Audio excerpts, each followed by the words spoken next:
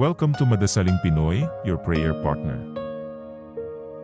Ngayon po ay Sabado ng ikatlong linggo sa karaniwang panahon. Ang mabuting balita ng Panginoon ayon kay San Marcos. Noong panahon na iyon, habang nagtatakip silim na, sinabi ni Jesus sa kanyang mga alagad, "Tumawid tayo sa ibayo."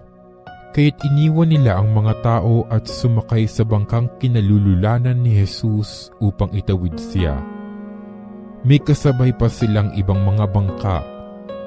Dumating ang malakas na unos, hinampas ng malalaking alon ng bangka, ano pat halos mapuno ito ng tubig. Si Jesus na may nakahilig sa unan sa may hulihan ng bangka at natutulog. Ginising siya ng mga alagad. "Guro," anila, "di ba ninyo alintana? Lulubog na tayo."